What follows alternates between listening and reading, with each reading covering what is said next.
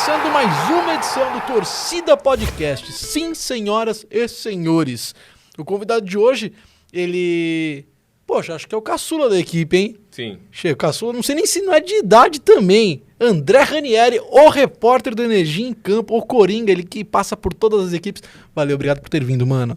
Tamo junto, né? Sou o Coringa, aquele Coringa do Joaquim Fênix, né? Que vai chegar um dia e causar ali, já psicopata. pensou? Que medo. Todo Coringa é psicopata, né? É, mas o Coringa... O do Joaquim Fênix é bem legal. Esse filme é bacana porque mostra que o Coringa, na verdade, ele, na verdade, só é um produto... Uma vítima da sociedade agressiva. Exatamente, dessa loucura que a gente vive. Pô, Bernardão, muito obrigado pelo convite. Um prazer enorme estar aqui com você. E é isso aí, tamo junto, vamos bater um papo aí. Você tem quantos anos? 34. Talvez você seja, dos que estão no ar, talvez você seja o caçula da equipe. Há uma grande possibilidade. Tô pensando aqui. E até dos que estão fora... Talvez o Marcão... Não, acho que o Marcão é mais velho que você. O Marcão é mais velho. E até da equipe técnica e produção, há uma possibilidade mesmo. Acho que o Bruno Bittencourt, ele não, é mais velho que você. Mais velho que você. Tem o Vini, né? O Leandro Meira, eles devem ter a mesma idade. Exatamente. Tem o Diego Dupp, mas acho que é mais novo. Então. Diego Dupp deve ter 7 anos de idade, você conversou com ele? Tem essa impressão. Gente boa, pô. É muito bonzinho, né? Eu encho muito o saco. Ele é um dos caras que acompanha, um dos poucos caras da rádio que acompanha esse podcast. É mesmo? Opa, ele chega na rádio contando. Não, assisti você lá com o Erlinho, ele chega falando, chega dando detalhes pra mostrar que tá assistindo mesmo. Pô, o Diego é gente boa. Prestigiando. Mas acho que uns 8 anos de idade, mais ou menos, é que eu calculo. E há quantos anos como repórter? Bom, deixa eu fazer os cálculos aqui.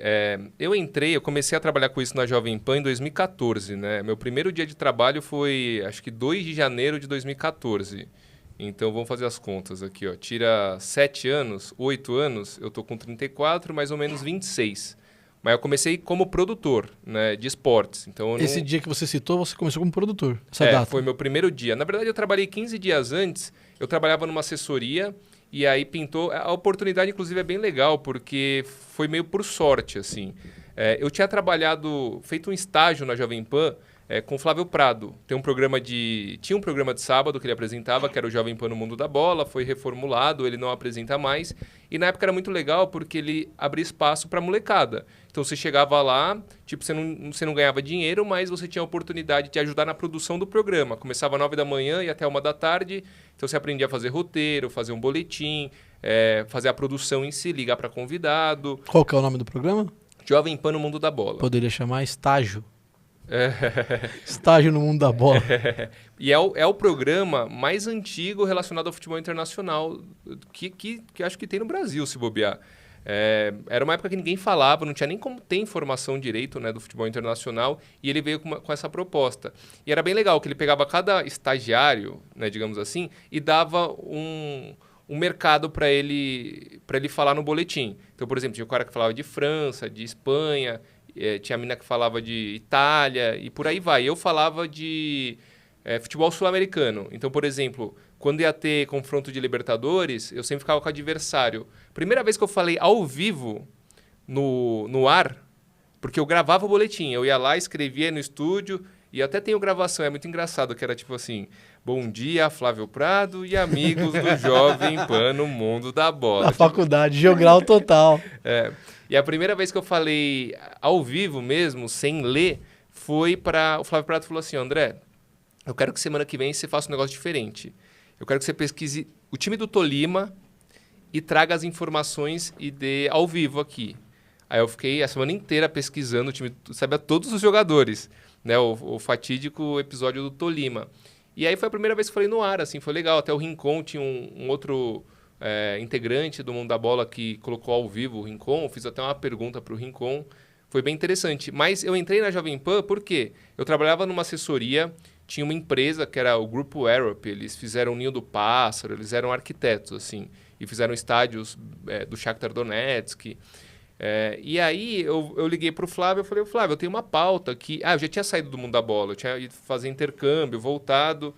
Então eu virei para o Flávio, eu tinha o contato dele, eu falei, Flávio, você está precisando de entrevistado? Eu assessoro aqui um grupo que tem uns porta-vozes que podem falar de estádios de futebol, que são super modernos. E ele falou, beleza, vamos marcar. Eu marquei com ele. E aí quando eu voltei, eu não tinha celular, né? Não, eu tinha celular. Né? Eu vi uma ligação perdida. Mas aí o meu tio, né? Porque minha família tem uma banca de jornal embaixo da Jovem Pan, no prédio da Jovem Pan. Né? Então, A banca que o Emílio falava no Pânico? essa banca. Como é que é o nome da banca, do dono? Jovem Banca. Jovem Banca é o nome da a Jovem banca? Banca. Por causa da Jovem Pan, não sei se você sabe, o Júnior, que ia lá levar Playboy e etc., era o meu tio. Ele é o meu tio, na verdade. Isso, o Emílio colocava ele no ar às vezes. Direto. Eu lembro disso. O Júnior da Banca. Aí tinha minha avó também. Júnior da Banca, era esse o nome que eu tava tentando lembrar. O Júnior da Banca, isso mesmo. Eu não sabia que a banca chamava Jovem Banca. Não lembrava disso. Jovem Pan. E assim, na época, né, não podia tirar da Jovem Pan, se tirasse da Jovem Pan. Só que a Jovem Pan era diferente, porque minha família é tudo de esquerda. Né? É todo mundo de esquerda. Hoje em dia eu acho que eles não escutam a Jovem Pan da mesma forma, mas na época... Eu acho que não escutam de forma nenhuma hoje em dia. Mas na época não podia tirar ali da Jovem Pan, que se tirasse da Jovem Pan dava até briga, né? Meu tio e minha avó não deixavam.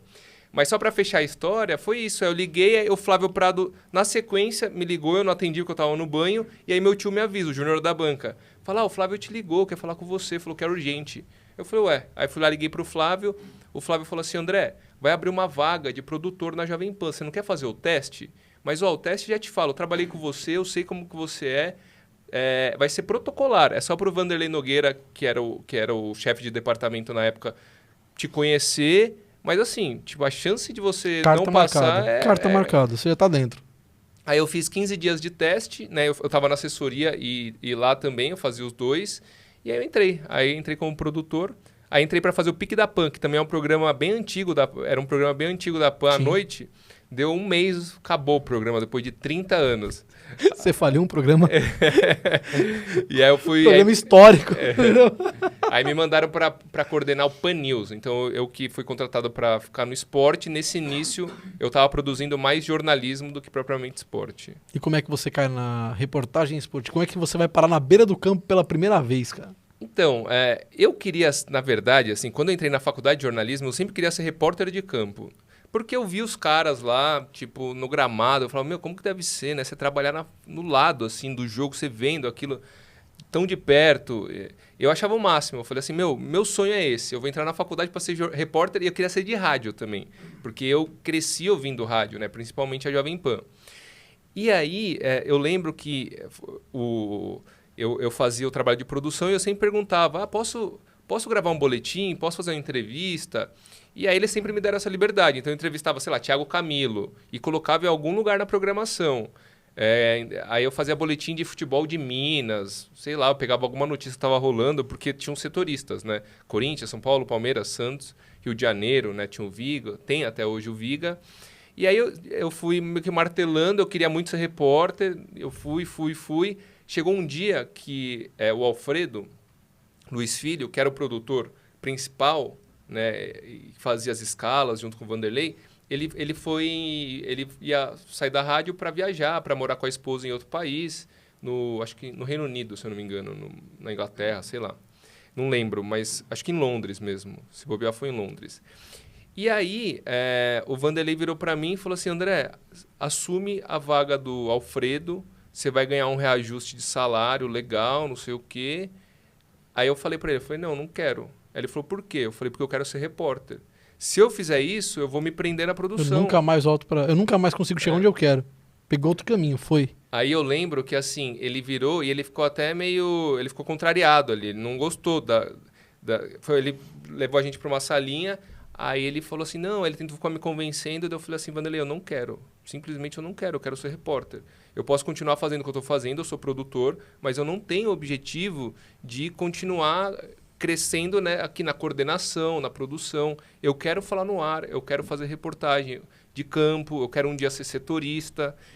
E aí eu lembro que ele virou para mim até e falou assim, André, mas não dá para todo mundo tocar violino também.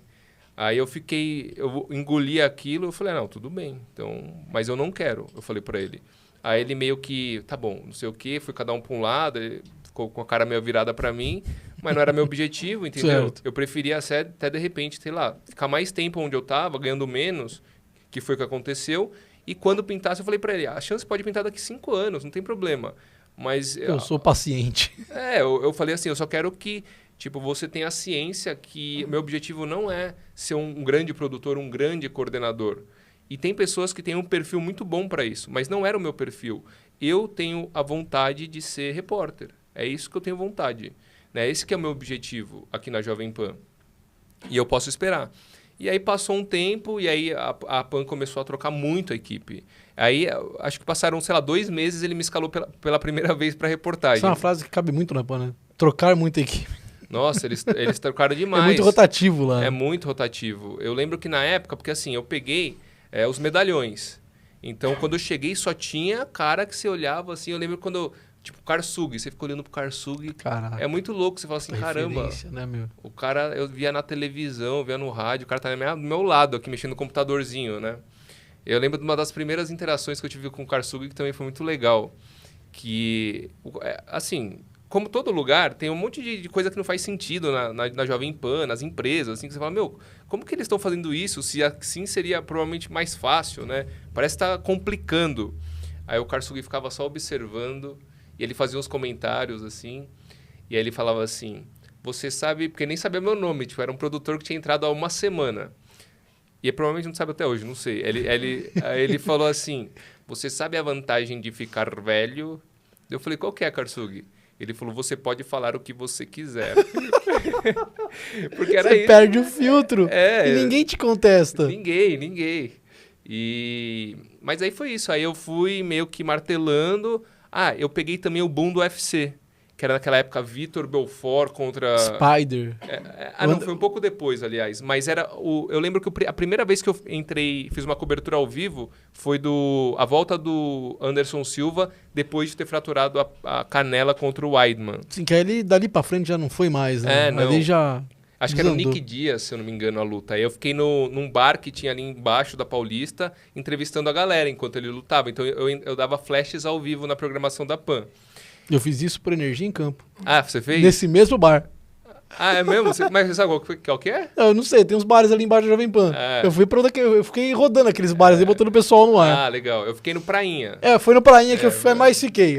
Exatamente, o Prainha, bem observado. Que um pouquinho, não, acho que tem uns 2 ou 1 antes do Haskell ali. Mas é o Prainha. Exatamente. Mas eu dei uma volta nos outros, mas o Prainha foi onde eu me instalei mais. Porque ele é maior e tá sempre bombado. Os caras assim. são receptivos. São. Eu cheguei lá, eles me deram uma cadeira, uma mesa, me sentaram. Você veio fazer entradas ao vivo? Eu falei, vim, que eu nem sabia de onde eu era, não senta aí. Mas eles são gente boa mesmo. Eu conheço eles, porque a banca ali, a banca é naquela rua, sabe? A que fica encostada ali, não sei se você sabe uma banca. Eu sei qual é a banca, sei. Então, e aí eu conheço desde criança, assim. Eu lembro que eu ia pequeno lá no Prainha, é o Serjão, né? Que é onde tem o Guto e o Serjão, que são os irmãos donos do Prainha. O pai faleceu. Aí eu virava criança, assim, ô Sergião, me vê, milkshake com batata frita, tipo, gordinho, assim, sabe, chegando. Mas aí foi isso, aí eu peguei esse boom, gravava boletim a programação inteira. Uma vez eu até levei bronca por gravar boletim. Na verdade, não foi nem por gravar, porque é bom que uma pessoa grave vários boletins. E eu gravava um monte, eu enchi os diretórios lá da Jovem Pan. Eles precisavam... André Ranieri pra caramba no ar. Não, era assim, eu deixava boletim de 1 minuto, porque o que acontece? Lá, como é notícia, às vezes você precisa preencher espaço entre os comerciais, as janelas. Então, você tem boletim curto, você vai encaixando ali, dá certinho o tempo. E aí eu deixava o boletim de 50 segundos, 45, 1 minuto, que para quem está na produção era uma delícia. Não era um boletim longo, você conseguia encaixar muito fácil. Aí um dia acho que não sei se foi o Marcelo Carvalho, que é o vice-presidente hoje da Jovem Pan. Irmão do Tutinha? Irmão do Tutinha. Ele, no grupo de esporte, deu o maior expor.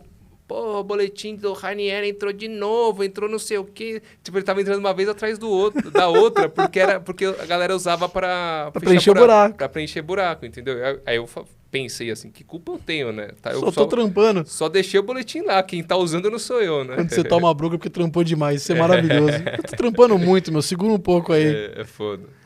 E aí você entra como pra repórter de campo, em que momento que vem a oportunidade? Então, aí o que Se acontece... você meteu tenho paciência, tô aqui. Mas foi muito mais rápido do que eu imaginei. Porque a Jovem Pan tava trocando muito, então quando eu entrei, assim, que eu te falei, era só medalhão. Aí, tipo, o Karsug saiu, começou a sair um monte de gente. E nessa começou a abrir espaços, né? Inclusive, por exemplo, eu tenho as primeiras oportunidades, acho que na Copa São Paulo de 2015. Minha primeira reportagem de campo, Eu às vezes confundo data, mas eu acho que a minha primeira reportagem de campo foi Copa São Paulo de 2015, Cruzeiro e Corinthians, semifinal na Arena. Foi 2015 ou 2016? Agora eu tô na dúvida. Não lembro, mas eu lembro desse Corinthians e Cruzeiro. Que o Corinthians ganhou 1-0, tinha o Claudinho no time do Corinthians. Claudinho, Foi 2016. Claudinho Red Bull Bragantino. Foi 2016. Então foi isso, entre 14 e 15... E o Claudinho nem era o cara, ele era um dos caras, mas ele nem era o cara do time, eu acho. Não, ele foi reserva nesse. Ele entrou no decorrer do jogo. E até quando ele foi titular de Copinha, ele não foi o cara do time.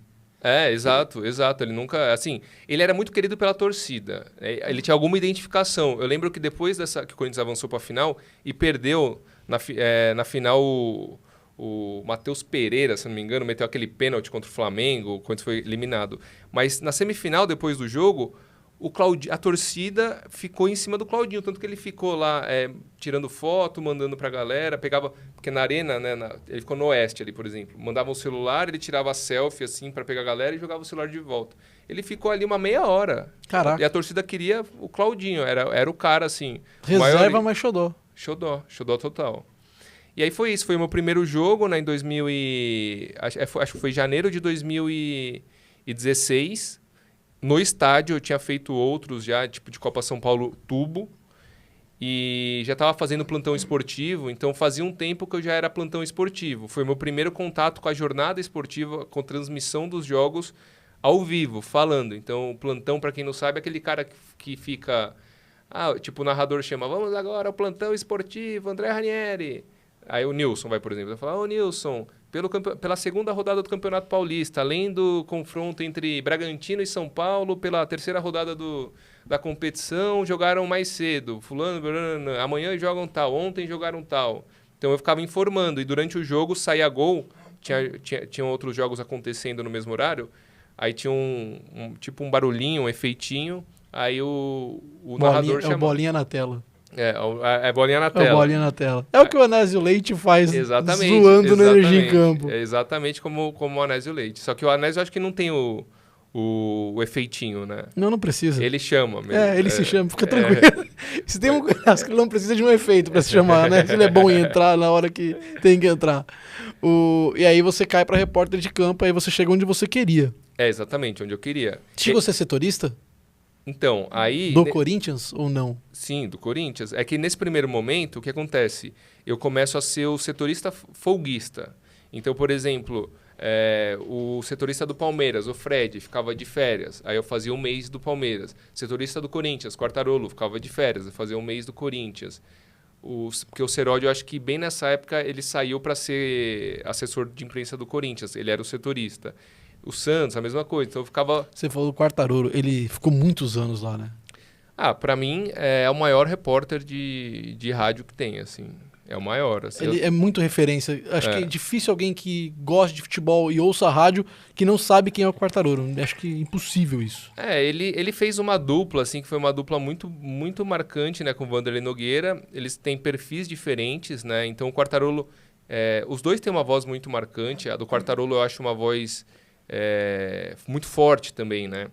O Vanderlei, ele não tem um conhecimento de futebol muito, muito profundo, então só que ele, ao mesmo tempo, ele consegue brincar com a imaginação das pessoas como poucos jornalistas e repórteres e comunicadores conseguiram fazer no esporte, no rádio. Então é muito legal, porque você pega... Ele não dá muitos detalhes do que está acontecendo, mas ele começa a brincar com o lúdico. E aí ele fala, não, ele chegou e falou, não sei o quê. Aí você começa a desenhar a imagem do que está acontecendo. Ele cria uma novela na sua cabeça. Ele cria, te dá uma imagem do que Ele é um artista, né, digamos assim. Ele pega, ele leva tipo a arte para dentro da reportagem. O Quartarolo já é um perfil que eu gosto muito, que é aquele cara que vai em cima, que pergunta o que tem que perguntar, que também assim tem uma capacidade de trazer detalhes, ironia, tipo, ele traz uma ironia assim de uma forma maravilhosa, né? Então... É sua referência? Eu diria que deu essa impressão.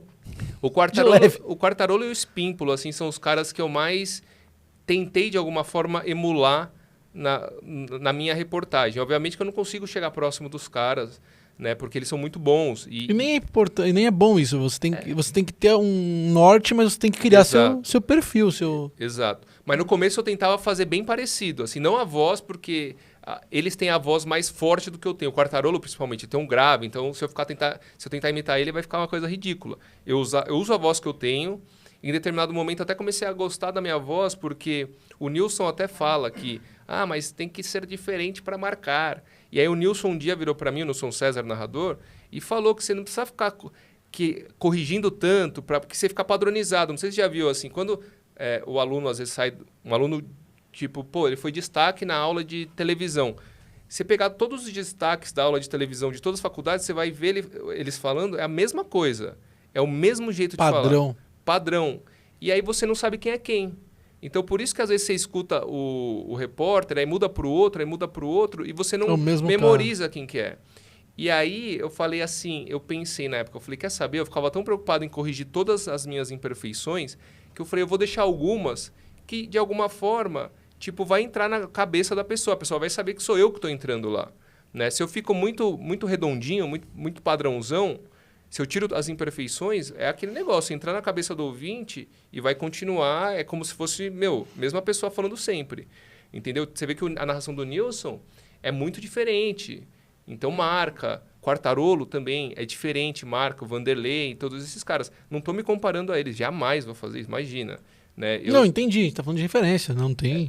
Mas o que eu tô dizendo eu queria de alguma forma, tipo, que...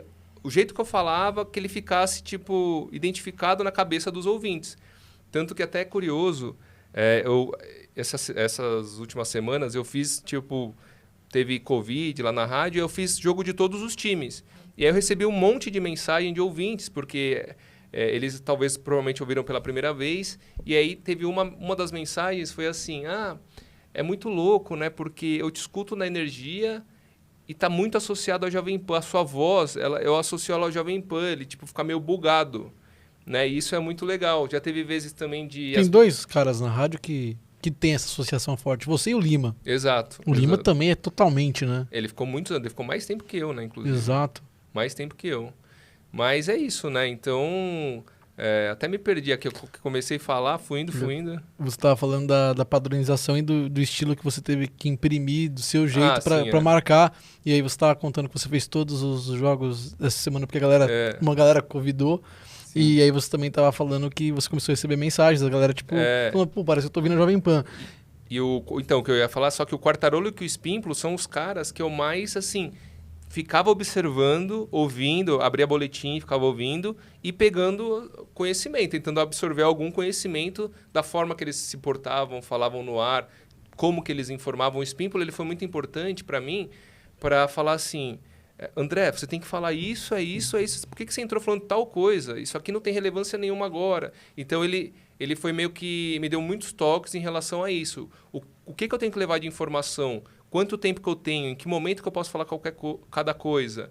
Né? Então, essas duas referências foram muito boas para mim, com certeza. Eu falei que você e o Lima, vocês têm muita cara da Pan e a galera também tem essa identificação, mas eu acho muito louco o fato de vocês chegarem no Energia em Campo e vocês se adaptarem ao estilo do Energia em Campo, que é muito humor, é muita zoeira, é uma bagunça. Uma bagunça bem organizada, que é o que faz o ouvinte se prender à transmissão. Se fosse certinho, não teria graça. Seria mais do mesmo. Sem dúvida. Não teria chegado onde chegou e não estaria incomodando ninguém. E isso eu acho legal. Não sei se você já era ouvinte. Como é que você vai... Então, vamos lá. Como é que você vai parar no Energia em Campo e você já era ouvinte do Energia em Campo ou do Estádio 97? Conta aí. Então, o Estádio 97, assim, eu ouvi por muitos anos. Quando você começa a trabalhar, eu não sei se acontece com você... com o rádio, você fica meio saturado. Então, eu ia lá e trabalhava, eu não ouvia mais rádio, assim, tipo, assistia uma série. Né? Então, do período que eu estava na Jovem Pan, eu fazia isso. E quando eu saí da Pan, eu fiquei sem assistir futebol. Eu entrei no mestrado e eu falei assim, quer saber, eu assisti tanto futebol, tanto no tempo porque eu assistia futebol europeu, assistia, e pesquisava, eu via podcast, eu queria estar bem informado, então você fica aí. E para você saber, ter uma base de o que está acontecendo em todo canto, você precisa assistir muito jogo. Cada jogo são 2 horas. Então você vai assistir, tipo, sei lá, Europa League, Champions League, Campeonato Italiano, Premier League, Série A na Espanha, aliás, Série A na Itália, na Espanha La Liga. E aí você vai vendo, Aí você precisa o quê? O seu dia precisa ter 72 horas, né? Pra você acompanhar esses jogos. E aí quando eu saí, pela forma que eu saí também da PAN, assim, eu já tava bem saturado. Eu falei, mano, eu não vou assistir jogo de futebol. Então eu comecei a assistir a NBA. Comecei a assistir NBA, estudava, assistia NBA, não assisti futebol. E... Caramba, me perdi de novo. E aí você tava falando como é que você se esbarra no estádio 97. Então, aí foi bem legal, assim, então eu ouvia a transmissão eu lembro quando começou a transmissão do Energia em Campo, porque, se eu não me engano, eu tava na PAN ainda. Foi em 2019, não foi? Foi. Foi em 2019. Então, o Fernando Camargo, eu sempre trocava muita ideia com ele. A gente se trombava nos estádios, tal, via o Marcão também, o Mota, mas o Fernando eu já conhecia de longa data. E aí ele comentou, ele falou, falei, nossa, que da hora, uma proposta muito boa. E aí eu assisti o Energia em Campo. Eu lembro que teve um jogo que eu trabalhei, quando eu cheguei, você chega com o olho desse tamanho, vidrado da adrenalina do jogo, né?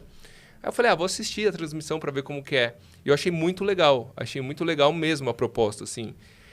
E aí, quando eu saí da PAN, o Lima me convidou para participar do estádio, né? Aí eu fui lá, participei como convidado de um programa, foi bem legal. E aí comecei meu mestrado. Aí ficou contato também. Aí ficou contato. O Sombra, e aí foi legal que o Sombra falou uma coisa muito interessante pra mim, que ele falou assim, André, posso te falar uma coisa? Na hora que ele tava indo embora, e eu tava indo embora na sequência, ele falou assim, ó, às vezes a gente acha que não existe, mas pode ter certeza que existe vida após a PAN.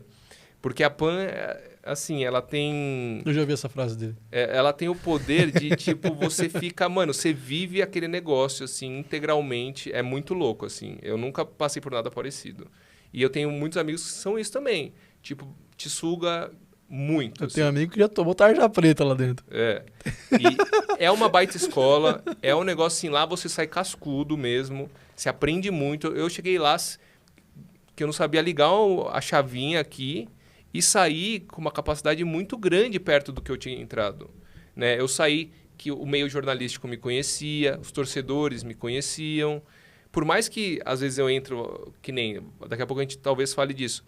Tem o jogo tal jogo no Energia em Campo e o cara me xingue no chat. Só que o cara, tipo, ele sabe quem eu sou. Entendeu? E isso aí... Se ele tá te xingando é porque você... tá sendo notado. Pô, porque antes era assim, o que esse repórter gambá tá fazendo? Agora por que esse repórter tricas, né? Porque o torcedor, ele é assim, ele acha que você... Como você faz mais jogos de São Paulo na rádio, os caras já acham que você é... Exatamente, agora acho que é São Paulino, e por aí vai. Eu achei que você era São Paulino quando você entrou na equipe. Você achou mesmo? Porque você tava cobrindo muito jogo de São Paulo. Eu falei, caramba, será que o Ranieri é São Paulino? Mas o Ranieri, ele não abre o time dele e a gente tem a identificação... Pra quem não percebeu isso ainda, é pelas camisetas. Você usa a laranja, é de neutro. Que é neutro, exatamente. Que é neutro. E que, na realidade, hoje eu sou neutro mesmo, assim. Então a gente vai falar disso. A gente vai falar. A gente vai falar disso. Então vamos lá, vamos falar disso. Então a gente vai tocar em 2 pontos, porque eu acho que são os 2 pontos que você vai falar. Isso são 2 pontos interessantíssimos. A gente já conversou isso fora do ar na rádio. Só um detalhe para não perder ali. Aí eu participei como convidado do Estádio 97, e aí passaram alguns meses, o Sombra precisou de um repórter. Ranieri, você faz tal jogo? Aí eu falei, faço. Foi quando eu peguei Covid. Foi quando você... Mas eu acho que o meu primeiro jogo foi de São Paulo. Ah, é? Foi São Caetano. Então não foi? 5-1. Será que foi o Corinthians? Eu não sei. Eu lembro que você que me cobre, quando eu lembro disso. Eu lembro quando você... Mas é isso mesmo. É isso. Eu vou te contar por que é isso. Porque eu lembro que seu nome aparece numa escala... Não devia falar isso aqui, é muito errado o que eu vou fazer. Mas eu vou fazer porque eu não sou uma pessoa boa. Apareceu seu nome na escala e o Zé Mistério me chamou particular, perguntando quem que é esse André Ranieri? E eu, muito filha de uma mãe, eu mandei um repórter de campo. Ele, você sabe de qual time? Eu meti um Palmeiras. Eu nem sabia. E aí eu dei print, mandei pro Pagani, pro Bruno, Bittencourt, os caras passando do balde. Mano, você é filha da mãe, o cara tá no quarto chorando, desesperado, tá ligado? Cara, ele é o repórter do Palmeiras. Então é isso mesmo. Depois você cai depois. É isso aí. Você entra fazendo tudo. Eu lembro disso. Eu lembro dessa maldade que eu fiz. Mas assim, eu faço alguns jogos. Então, por exemplo, março de 2020 eu faço um jogo, aí abril eu faço 3, em outubro, só que eu vou fazendo uns picadinhos que o Sombra meio que fala assim, André, faz esse jogo. Aí eu fui fazendo um atrás do outro, aí me colocaram até no grupo da transmissão. Foi quando eu falei assim, agora eu acho que eu vou começar a fazer mais os jogos, e foi meio assim, foi meio acontecendo. Tanto que eu até virava pra minha namorada E aí eu falava assim, cara, tipo, será que eu vou conseguir, né? Porque eu achava que, sei lá, o Sombra, todo o pessoal não fosse me curtir muito porque eu não tenho reflexo pra piada. Cara, tem. Você acha que tem? Tem, você é rápido. Isso foi uma das coisas que me impressionou. Porque você é totalmente padrão em informação, você vem, você dá informação, você não se perde completamente diferente do que eu faço. Sou o cara perdido na informação. Às vezes você me ajuda com informação, você não tá nem no jogo. Deixa isso aqui registrado e falo mesmo. E aí, quando a piada aparece, você pega ela no ar e quando ela vem, você devolve. Isso que me chamou a atenção. Eu falei, caramba, o René ele já conseguiu se adaptar no bagulho. Ele pegou mesmo como é que funciona o padrão energia em campo. E eu acho que sim, você abraçou, você tem um raciocínio rápido pro bagulho. Ah, que bom, porque eu ficava muito assim, eu falava assim, eu tenho reflexo que é esse da informação. Então, por exemplo, detalhe do lance, eu consigo pensar alguma coisa rápida. Às vezes passa a bola, que nem... teve jogo que eu tava no estúdio e a galera tava no estádio. E tem um delay de 7 segundos, 8 segundos. Isso é horrível, eu passei por isso. Então, horrível. assim, eu querendo ou não, de fazer tanto jogo, você começa tipo, meio que... Quando passava a bola pra mim, o lance nem tinha acontecido ainda. Aí você falava, pela narração, você mudava um pouquinho da narração. Aí você falava, então, por exemplo, chegava assim, o Fernando Camargo falou, o São Paulo chegou pela direita, cruzamento, não sei o que, Caleri chutou a bola, bateu, tirou tinta da trave, né? Aí você não viu o lance, aí você pensa assim, por que eu posso falar em cima dessa narração? Daí eu falava assim, e a zaga do adversário segue vacilando, não sei. Deu mais uma vez liberdade, o goleiro tá reclamando com todo mundo. Tipo, é uma coisa... Você não tava nem vendo. Eu não tava nem vendo. E aí eu esperava, e quando chegava, que eu vi o lance, eu dava um detalhezinho também relacionado ao lance. Então esse reflexo, eu adquiri com, sei lá, 4 anos fazendo isso 3 vezes por semana. Isso é um voo cego. É um voo cego. Mas o reflexo da piada, eu ficava meio que receoso. Eu falava pra minha namorada, eu falei, mano, eu acho que tipo, não vai dar muito certo. Eu falava pra ela. Eu queria que desse, porque eu tava curtindo bastante fazer os jogos, né, da energia. Daí eu falei assim, mas sei lá, eu acho que os caras têm reflexo muito bom pra humor. E é difícil, eu falei pra ela. Essa é a minha única arma, inclusive, nos jogos. Não, porque eu, assim, de fato, talvez eu sou o repórter menos preparado daqui, porque eu sou o que menos consome, porque eu sou o que mais faz outras coisas. Eu quero abraçar o mundo e não faço nada direito. Então, eu tenho essa história comigo e, cara, eu uso o humor porque é o que eu tenho, minha arma. Então, mas... Ontem eu comi uma bola. Ontem eu vou falar aqui também, isso não vai, os caras não vai chegar no Sombra. O Sombra tava o Sombra é o chefe, ele tá ancorando, tava apresentando. Quando ele entrou, ele não deu uma deixa, agora vamos à escalação do Corinthians. Entrou o hino. E o jogo ontem era do Paulista, tava sendo transmitido pela Record. E eu tava assistindo uma novela antes de começar. Eu tava passando a novela, ainda não tava passando o jogo. E a hora que entrou o hino, eu tava na novela, tentando identificar quem que era aquele ator da novela Sacra, que tava com barba e cabelo. Eu tentando, falei, caramba, será que é a Regina Duarte que tá barbuda? Sabe quando você tá viajando? Aí daqui a pouco só ouvi de fundo. Nesse momento, o Bernardo deveria entrar, hein, meu? Eu tomei uma comida, bicho. Eu tomei uma comida. Mas, vou te falar uma coisa. Por exemplo, a minha característica é mais de informação, a sua é mais de humor. O humor é algo que você não aprende. A informação é algo que você aprende. Com o tempo, você vai pegando. O humor, quem não consegue ter reflexo para o humor, não vai adquirir, não vai ganhar aquilo. Então, não sei se serve de consolo. Primeiro que assim, eu acho que você... eu gosto muito das suas reportagens. Sacadas rápidas também. Você tem um humor. Se você quiser aprimorar a questão da informação, é muito mais fácil do que se você tivesse que aprimorar a questão do humor. O time do humor é mais difícil do que isso eu concordo. E você tem ou não tem. Pegar a informação, você aprende, entendeu? Então esse que é o ponto. Assim, se você tiver o objetivo de também ser cada vez mais um repórter que além do humor traga bastante informação, eu tenho me esforçado muito, eu fazia muito pouco, tenho vindo com mais informação, e foi justamente depois que comecei a trampar com você. Você começou começou a mandar, e eu comecei a ir atrás também, comecei a falar, deixa eu me coçar aqui, porque, cara, realmente, o nível é alto lá. É o Lima, é você, é o Zé Mistério, o Quintino, o nível de reportagem é alto lá. Sim. Eu falo isso no ar, às vezes eu brinco e é verdade. São todos muito, muito bons. Então, se eu não for, no mínimo, ok, pelo menos com as informações, vai ficar muito gritante. Tanto é que é motivo de piada nas transmissões do Corinthians, é realmente quando eu falho em alguma coisa. Porque acontece. Então eu tenho essa ciência, eu sei que eu tenho que correr por aí. E vocês me ajudam muito nisso. Mas vou te passar umas dicas depois, que é mais fácil que você imagina, viu? Ó, fazer uma listinha, ó. Você faz uma listinha no Twitter com os setoristas, aí você bate a lista, já tá tudo de mão beijada pra você. Perfil. É uma coisa que eu faço muito. Tem uns perfis que você andou me passando que eu sigo os caras. Falou, opa, deixa então eu você ver pega aqui. ali, já faz a listinha, já tá tudo bonitinho. E basicamente, sabe aqueles... Corinthians e Santos, onde assistir, destaques, não sei o que. Ali já tem tudo, os caras te dão tudo de mão beijada. Quem é o desfalque, quem tá pendurado, quem que é o provável, quem que tá voltando. Se você tiver aquilo ali, tiver anotado as principais informações ali, você já está preparado para uma transmissão. Se você tiver um pouquinho mais de tempo, você dá uma rodada maior no noticiário e vai pegando outros detalhezinhos para trazer durante a transmissão. Obrigado pela dica. Agora vamos à parte que muito, muito, muito me interessa. Eu até te deixei à vontade para falar disso ou não.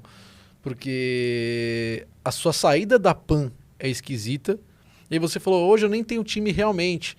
E você torcia para um time até aquele momento. Ali a PAN conseguiu, de uma forma muito esquisita, não é a primeira vez que eles fazem isso, abrir mão de um puta profissional. E ali você perde um pouco da sua paixão, não pro futebol, mas pelo time que você torcia. O que acontece assim, a minha família inteira é corintiana. E eu, obviamente, meu pai é São Paulino, né? Então ele tentou ali me fazer São Paulino, só que tinham 5 tios, sei lá, tio, primo, não sei, que todo mundo faz. Minha avó, meu avô, né, que faleceu recentemente, minha avó que é corintiana assim, minha avó não quer ver nem o Carille, sempre que ela vê Carille na televisão, ela fica com raiva, né? Eu falo, não, vó, esquece isso. E então, meu time de infância é o Corinthians, eu assistia todos os jogos, assim, eu era fissurado.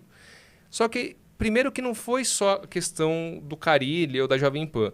Quando você começa a cobrir o futebol, pelo menos comigo, aquela questão do torcedor foi ficando de lado. E assim, por exemplo, eu era setorista do Corinthians, que é o time de infância. Eu ia cobrir o jogo do Corinthians, se o Corinthians perdesse, empatasse ou ganhasse, na hora que eu voltava para casa não fazia a menor diferença. Eu estava cansado, eu estava querendo descansar, e eu estava com fome normalmente, eu estava, querendo voltar para casa. E o que me fazia ficar feliz eu fiz uma boa transmissão.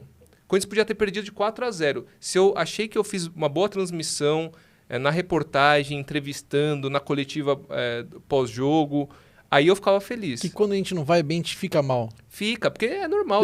Ontem eu fui mal pra casa por isso que eu te falei aqui do lance da novela, que eu já me ferrei no começo, se desestabiliza. E no final deu outra mancada. Eu fui pra casa ruim, falei, puta, cagada, fui mal. E nem foi, às vezes você foi bem, dois erros. Exato. Mas assim... E o Corinthians perdeu. Eu tinha que estar chateado como corintiano e fanático que eu sou pela derrota. Ainda mais como foi ontem. Foi um 2-1 pro Santos, onde, não era... virada. Exato, com 2 lances em cima de um jogador que é um ótimo jogador. Um dos melhores zagueiros do Brasil. Exato, sabe? Aquilo deveria ter... Não, eu fui chateado por 2 erros meus. E tem um detalhe aí também. Às vezes, esse sentimento que você tem é super normal. E eu sempre tive, eu sempre tenho na energia também. Por mais que assim... Que nem eu tô fazendo reportagem já há alguns anos. Já fiz muitos jogos. Chegou uma época na Jovem Pan que eu fazia 4 jogos por semana. E esse sentimento ele permanece. Tem jornada que você sai e você fala, não fui bem. Só que às vezes é coisa da nossa cabeça também. É uma gaguejada que você deu que ninguém percebeu, que passou batido. Às vezes você fica se apegando, até o Felipe Mota, que está na Fox, na ESPN hoje em dia, uma vez ele falou para mim, ele falou assim, quando eu estava começando, ele falou, André, agora é assim, você está entrando no ar, você vai dar uma gaguejada e você vai voltar para casa pensando naquilo, você vai errar uma informação, você vai dormir. Daqui a um tempo, você vai perceber que, você vai fazer assim, beleza, um abraço, entendeu? Você não vai nem ligar para aquilo. De fato, você passa a ligar menos. Eventualmente um erro, você corrige na hora, né? Você ganha mais jogo de cintura. Mas tem a questão, o meu reflexo não estava bom, eu não trouxe, não acrescentei tanto quanto eu poderia. Porque tem dia que você está mais lentão, que você não está raciocinando direito, entendeu? E é nesse dia que você volta com peso. Você fala, putz, acho que não foi Ontem eu estava assim. Eu tinha tomado uma porrada durante o dia que me deixou mais lento. Exatamente. Às vezes está cansado, às vezes tem um problema pessoal. Isso influencia demais no seu trabalho. Demais. Dormir bem. Quando você dorme mal, O cérebro não é a mesma coisa quando você está com o cérebro descansado, ou você faz 2 jornadas num dia. E a primeira coisa que você perde é o reflexo, é o que a gente mais precisa na Exatamente. Reflexo e raciocínio rápido. Que é o raciocínio, exato. É onde ferra mesmo. Mas é normal. E aí você, indo para os estádios, vira setorista do Corinthians, começa a perceber que a transmissão em si começa a mexer mais com você do que o fato de você ser corintiano. E assim, uma coisa que eu coloquei na minha cabeça eu sempre vou reportar o que eu estiver vendo. Eu sempre vou passar a informação que eu estiver apurando. Eu não vou fazer média. Eu nunca fui um setorista fazedor de média. Eu nunca falei, e isso podem reclamar de qualquer coisa de mim, menos disso. Eu nunca falei o que o torcedor queria ouvir. Então, o que acontecia? Eu informava o que tinha que ser informado. Eu reportava o que tinha que ser reportado. E aí tem a fiel TT, né, que acha que o setorista tem que falar bem do time. E eu não acho, entendeu? Eu não sou corintiano ali.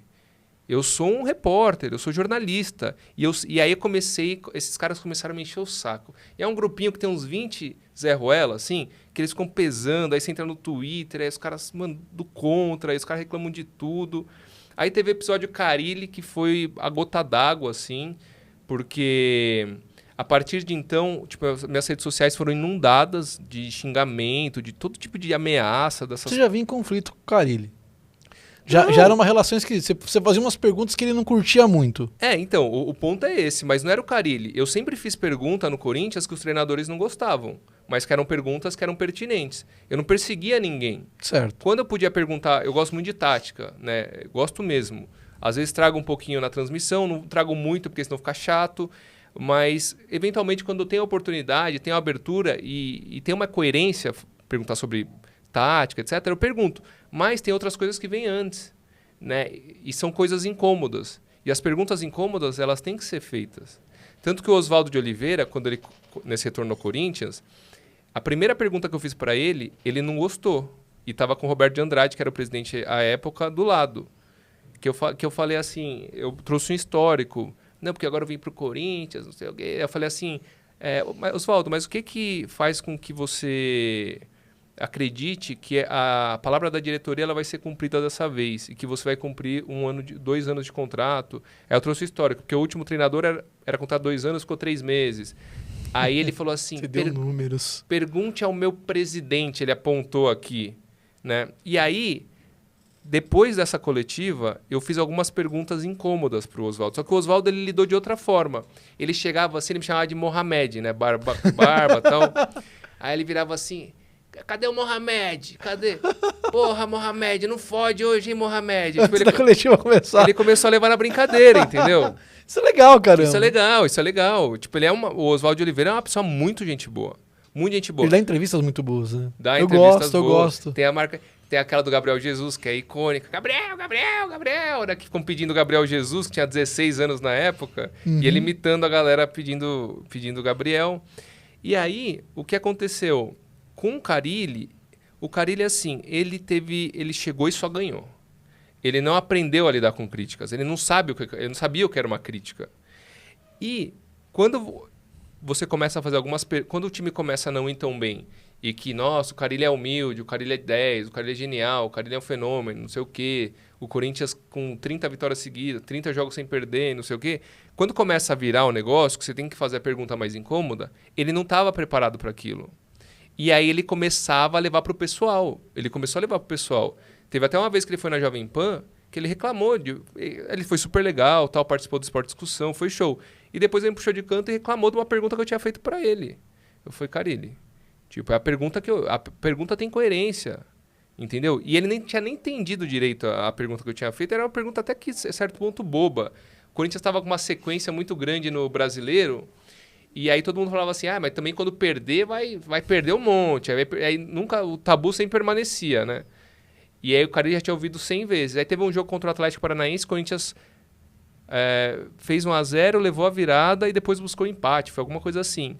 E aí minha pergunta foi nesse sentido, falar assim, Carille, você já foi perguntado várias vezes, né? O Corinthians vai perder a primeira e vai desandar, vai perder várias. Mas hoje o time ele mostrou que está forte mentalmente, que mesmo saindo em casa, estádio lotado, saindo perdendo, um time complicado que no Atlético Paranaense conseguiu buscar virada, né? Conseguiu ter forças, não se abalou.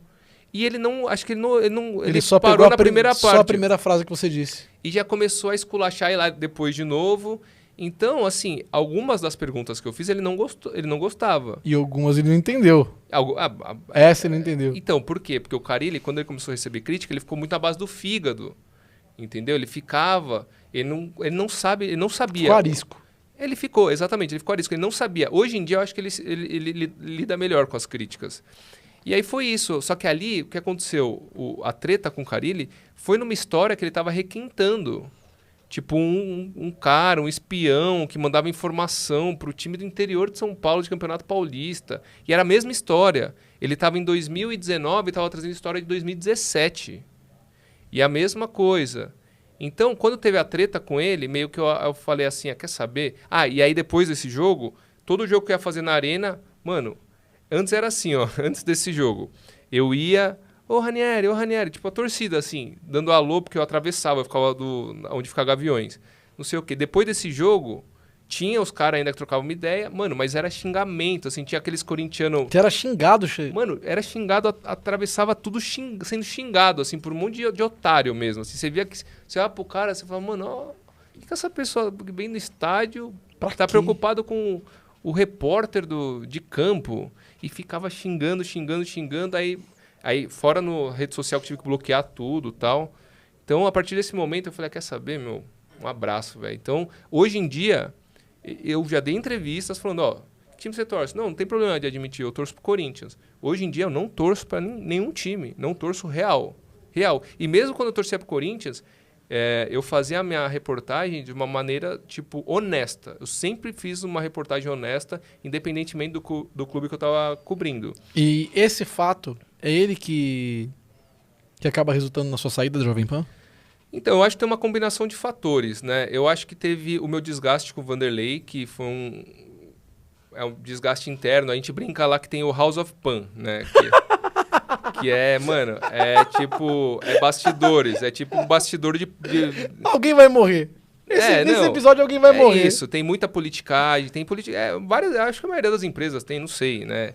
É que House of Cards morre menos, morre mais em Game of Thrones, mas alguém roda em House of Cards, alguma coisa vai acontecer. Mas tem aquelas políticas de debaixo dos bastidores, a rádio peão e não sei o quê. Alguém vai rodar.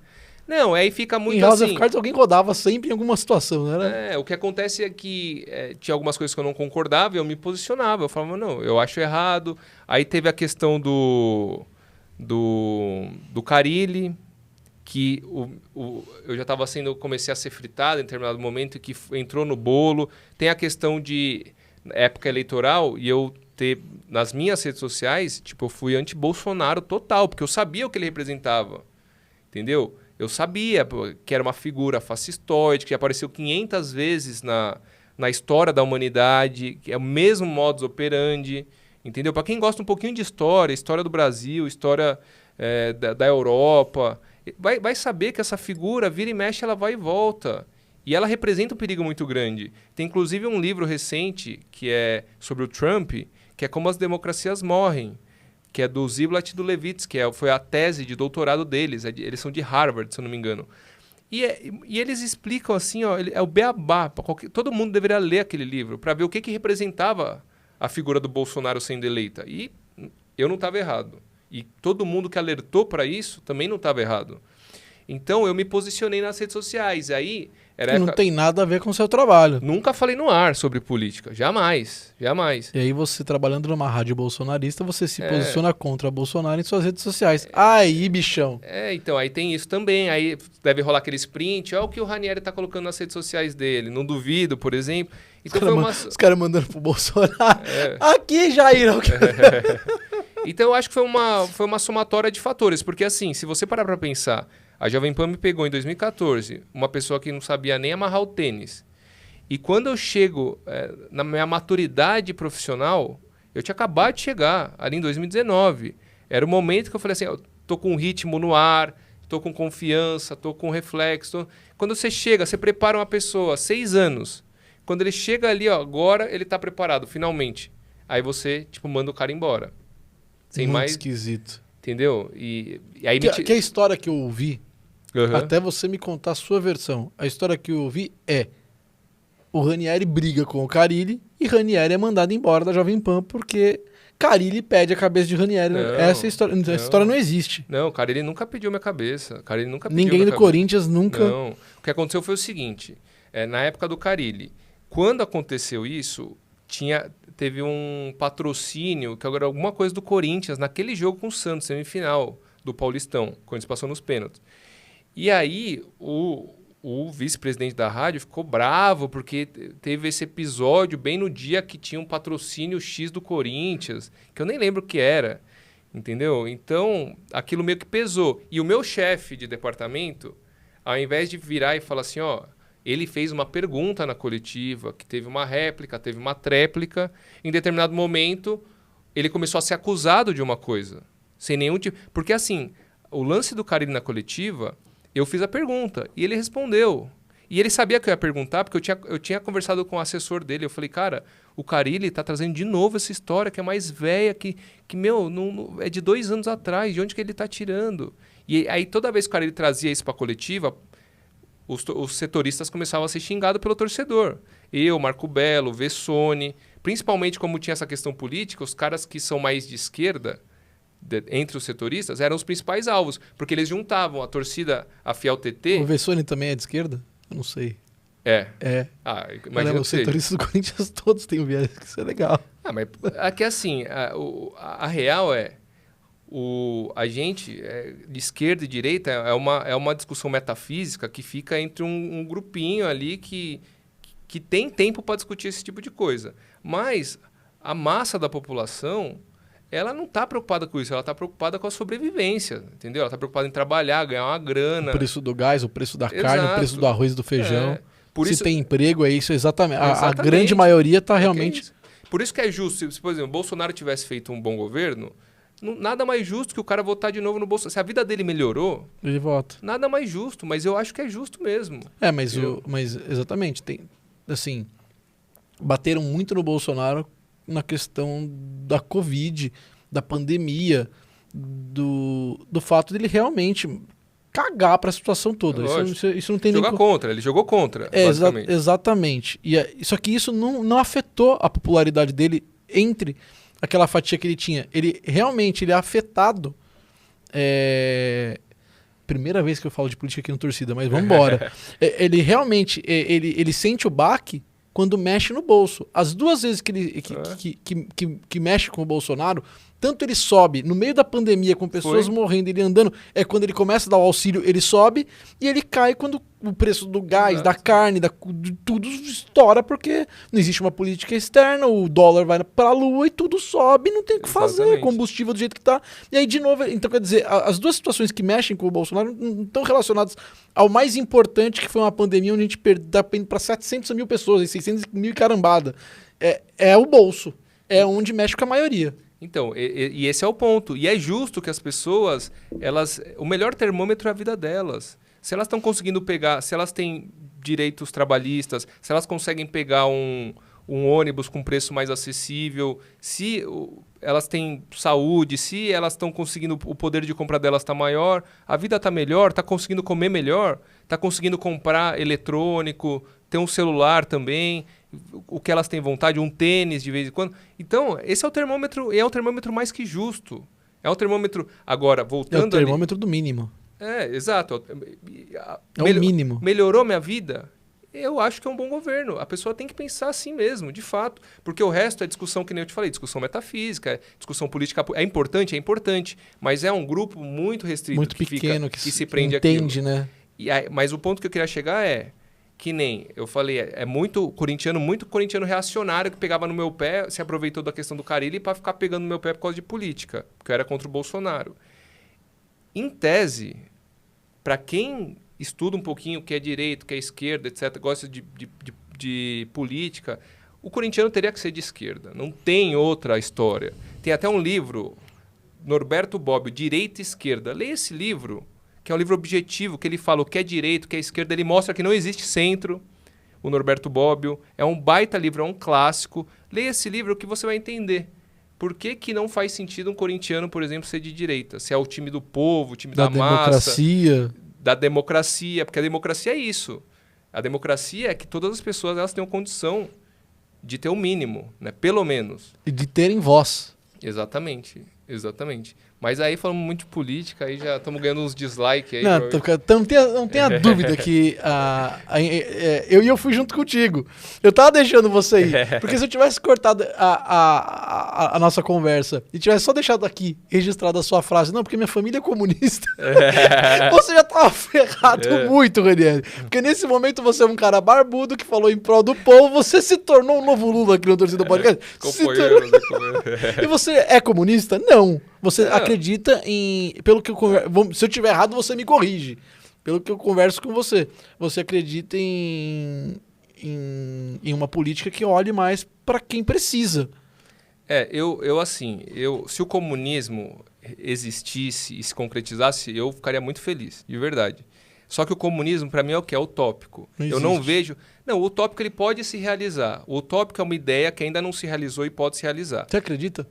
Eu acredito que não. Eu acredito que não pelo sistema que o Marx fez, que já, obviamente, ele fez no século XIX, etc. Mas eu acredito que não por causa das pessoas. Porque o Marx, quando ele pensa todo um sistema de uma sociedade mais igualitária, mais justa, ele esquece que tem um monte de pecinha que são os seres humanos no meio.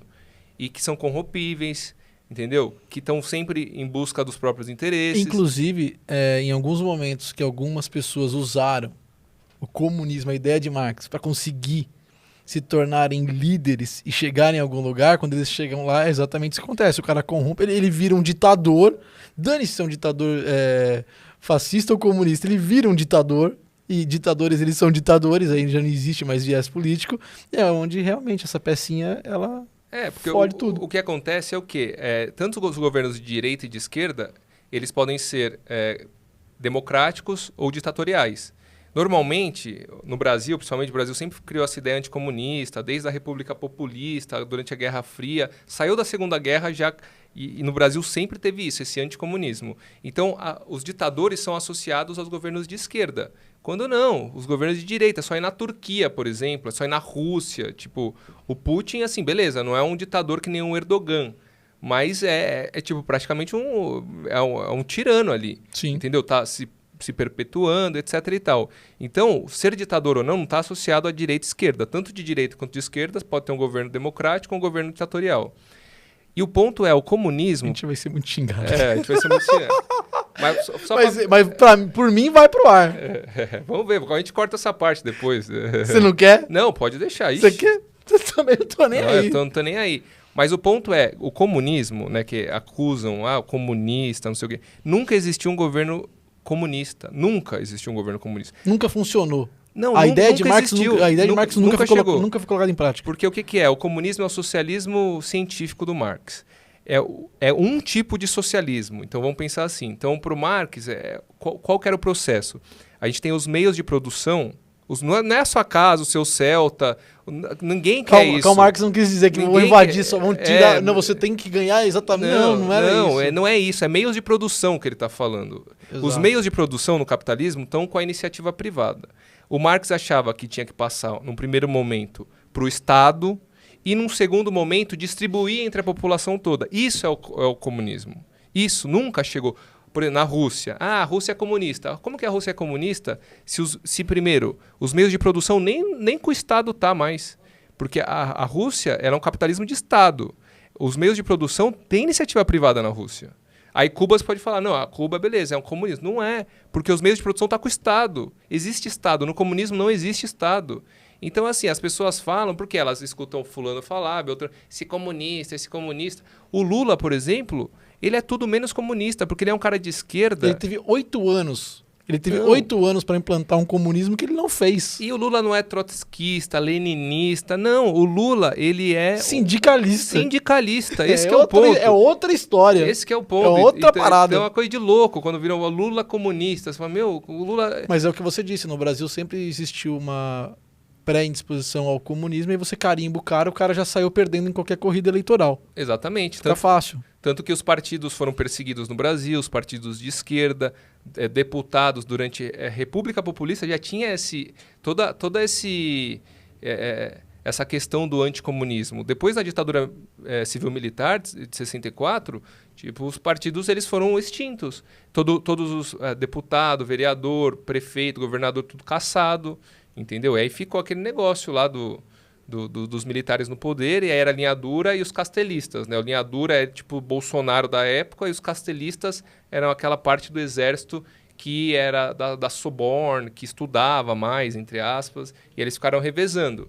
Entendeu? Então é isso. Mas esse sentimento anticomunista foi utilizado desde sempre no Brasil, desde o início da Guerra Fria, desde o término da Segunda Guerra Mundial, e não só no Brasil, como no mundo também. Eu sou a favor de que exista a esquerda e a direita, que eles entrem em conflito e que a gente veja quem tem um papel, quem tem um caminho melhor e dentro disso a gente vote e escolha. Porque se você tiver só direita ou só esquerda, você vai ter um único poder e aí tá todo mundo ferrado na mão de alguém. Lógico, você tem que ter o contraditório, você tem que ter... Por isso que é muito absurdo quando chega um cara e fala assim, eu vou erradicar a esquerda, eu vou metralhar a esquerda, não sei o quê, e as pessoas não achem isso tipo muito bizarro. Cara, como... Se o Lula um dia, por exemplo, eu já votei no Lula, vou votar agora provavelmente na próxima eleição, se o Lula virar um dia, eu vou erradicar a direita, cara, o Lula, ele morre como uma figura política, para mim, ele morre. Eu nunca vou levar a sério uma pessoa que diga que vai erradicar o contraditório. Tem que ter o contraditório. O que eu acho que precisa mais no Brasil, no momento, é uma esquerda menos egocêntrica e uma direita mais qualificada, porque a direita ela só chega com essas cloroquina, não sei o quê, bandido bom é bandido morto, não sei... Meu, tem pensadores de direita, tipo Edmund Burke, que é o primeiro pensador conservador. Mano, não é nada disso que a galera, tipo, que virou a direita global, trumpista, com o Boris Johnson, Bolsonaro, não... Distorcer a bagaça toda. Tem como ter uma direita com diálogo, uma direita com boas ideias também, para a esquerda discutir, né? Não essa bizarrice que a gente está vendo hoje em dia, né? Eu também acho que é importante a alternância de governo. Sem dúvida. Acho que não pode, se ficar só a esquerda ou só a direita durante muito tempo, acho também muito perigoso. Sem dúvida. Porque você cria... vai aparelhando o Estado. Você cria sistemas onde todo mundo encontra onde se encostar e o brasileiro gosta de uma boquinha, de um esqueminha, de um... não só brasileiro, acho que o ser humano, de modo geral... Né? O brasileiro é bom nisso, hein? O brasileiro gosta de um esquema. E aí, quando você fica muito tempo no poder, as pessoas estão muito tempo junto e elas vão encontrar esquemas e isso vai ser péssimo para qualquer sistema e não vai ser diferente com o nosso. Sem dúvida. É isso. Esse foi o Pingos nos Is. A gente volta. O É da Coisa com o Reinaldo Azevedo. Ai, caramba. Muito obrigado, René. De verdade mesmo. Eu tô muito curioso para saber o que vem. Juro por Deus. Eu vou ler cada comentário. Eu vou tentar entender, porque eu tenho certeza que seremos aterrorizados aqui. Mas... acho importante você expor o que você pensa e acho que nunca censura, nunca que se censure a direita, nunca que se censure, não pode, censura nunca, só isso que e se esse papo tivesse vindo aqui de alguém que é bolsonarista, eu teria tido a mesma conversa, sem entendeu? Dúvida. Até porque o bolsonarista, né, até a minha dissertação de mestrado foi sobre isso, no fim das contas minha conclusão é que o bolsonarista, ele na verdade só tem os pensamentos que ele foi condicionado a vida inteira para ter. Entendeu? A gente cresce com uma série de mitos, de ideias que são colocadas no nosso inconsciente culturalmente, que a gente vai replicando aquilo e não sabe por quê. Entendeu? Então, um bolsonarista não é que é uma pessoa perversa. Pô, quantos bolsonaristas? Não é possível que todas as pessoas, eleitores, né? Porque tem o eleitor do Bolsonaro, o cara que votou porque achou que era a melhor solução, e tem aquele bolsonarista mais convicto também. Mas, cara, eles não são pessoas ruins. Tipo, você fala assim, porra, eu conheço esse cara, e esse cara é gente boa. Ele não é perverso. Tanto que, por exemplo, o bolsonarista, você conhece um bolsonarista e fala assim, eu sou a favor da ditadura. Eu sei que o mesmo cara que falou isso, se presenciasse alguém sendo torturado, colocando um rato na vagina de uma pessoa, colocando no pau de arara, dando choque, se presenciasse isso, ia automaticamente ia se voltar contra aquilo. Por quê? Porque ele fala sem saber o que é esse tipo de sofrimento, sem ter presenciado. Uma vez que ele presencie essa perversidade... que é desumano. Que é desumano, ele vai mudar a concepção dele. Então, as pessoas que dizem que são a favor da ditadura, e de um modo geral, elas dizem por falta de conhecimento. não por perversidade, algumas por perversidade, né? Mas eu tenho muitos bolsonaristas que eu conheço que até hoje são convictos, que são pessoas excelentes. E eu tô aqui pensando, onde é que eu vou arrumar um repórter bolsonarista pra vir aqui falar também e eu conseguir limpar minha barra? Mas tudo bem, André. Pra trazer o contraditório. Senão eu vou ficar tipo, olha o que você... Cara, foi muito bom. É mais fácil achar um humorista agora, porque agora tá na fase do Moro, né? Então o humorista você acha. Humorista. Bolsonaro já passou o hype, agora todo mundo é eleitor do Amoedo, então vai ser difícil você achar. Cadê o Amoedo? Cara, essa eleição do Amoedo. Vamos botar Bolsonaro na próxima. Tipo, Amoedo, cadê você? Muito obrigado. Sim, se você ficou aqui até agora e realmente curtiu, pô, é porque você realmente gostou do que você assistiu. Então vai lá e dá um clique, dá um curtir. Dá um... Compartilhar, manda pra turma. Se inscreve no canal. Todo aquele protocolo que é importante pro canal continuar rolando e o projeto continuar acontecendo. Muito obrigado. Você é um cara muito do bem e é muito legal fazer parte da equipe contigo. Pô, foi um cara que entrou e eu acho muito do caramba, de verdade mesmo. Pô, muito obrigado pelo convite, Bernardo. Você é um cara sensacional mesmo. Assim, a galera da energia, ela é muito gente boa, mas você é aquele cara que, sabe, quando você bate o olho e fala, puta, ele tá aí, você fica mais feliz, assim, você é um desses caras e valeu mesmo por ter me acolhido muito bem lá na rádio, pelo convite. E sempre que você precisar, estamos aí à disposição e é nóis. Boa, valeu. É isso. Fui. Tchau.